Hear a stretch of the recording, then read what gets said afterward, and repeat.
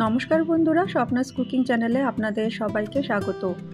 আজ আমি তৈরি করছি গুড় পিঠা। খেতে অসম্ভব ভালো হয় আর খুব সহজেও বানিয়ে নেওয়া যায়। আসুন তাহলে দেখে নেওয়া যাক আমার আজকের এই রেসিপিটি।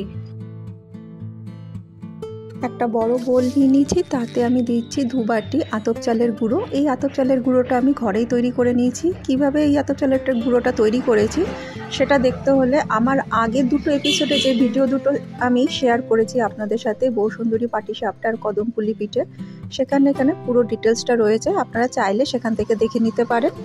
আর দিতে হবে ওই একই বাটির পরিমাণে 1 বাটি ময়দা, আর নিচ্ছি চা চামচের হাফ চামচ নুন। আর যে বাটি মেপে চাল এবং ময়দা নিয়েছিলাম সেই বাটি মেপে হাফ বাটি চিনি আর হাফ বাটি গ্রেট করে রাখা খেজুরের গুড় নিয়ে নিচ্ছি। আর দিচ্ছি এখানে 5 চামচ গুঁড়ো দুধ। সমস্ত শুকনো উপকরণগুলোকে হাত দিয়ে ভালো করে মিশিয়ে নিচ্ছি। যে বাটি মেপে চালের গুঁড়ো আর ময়দা নিয়েছিলাম সেই বাটি মেপে 1 বাটি উষ্ণ গরম জল দিয়ে দিচ্ছি।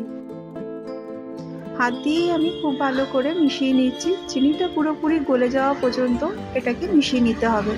চিনিটা খুব ভালো মতো করে গলে গেছে। এখানে ব্যাটারের ঘনত্বটা ঠিক এরকমই রাখতে হবে। খুব বেশি ঘনও হবে না, আবার খুব বেশি পাতলাও হবে না। এরপর ব্যাটারটা একটা ঢাকনা দিয়ে আমি বাটিটা ঢেকে রেখে দিচ্ছি 10 মিনিটের জন্য। 10 মিনিট বাদে আমি ঢাকনাটা খুলে নিচ্ছি বাটি থেকে। আর এখানে কিন্তু দেখা যাচ্ছে ব্যাটারটা আরেকটু বেশি ঘনও লাগবে দেখতে। ব্যাটারটা ভালো করে সেট হয়ে গেছে। এবার পিঠেগুলো ভাজার আগে একবার অবশ্যই হাতা দিয়ে ভালো করে আরেকবার করে ফেটিয়ে নিতে হবে। কড়াইতে রিফাইন অয়েল হাই ফ্লেমে ভালো করে গরম করে নিতে হবে প্রথমে। তারপর গুলে নেওয়া ব্যাটারটা 1 হাতা দিয়ে দিলাম। এই সময় গ্যাসের ফ্লেমটা আবার মিডিয়াম টু লো করে রাখতে হবে, কারণ হাই ফ্লেমে থাকলে পরে উপরের ভাগটা খুব তাড়াতাড়ি কালার চলে আসবে এবং ভেতরটা কাঁচা থাকবে। এরপর হাতার সাহায্যে পিঠের উপরি ভাগটাতে ক্রমাগত তেল দিয়ে দিতে হবে, যাতে পিঠের উপরি ভাগটা সুন্দর একটা কালার আসে এবং ভালো করে ভাজা হয়ে যায়। পিঠেটা এখানে গোল্ডেন কালার হয়ে গেছে, মানে এখানে পিঠেটা ভাজা হয়ে গেছে, তুলে নিচ্ছি। এরপরে আরও একটা পিঠে ভেজে আপনাদেরকে দেখাচ্ছি।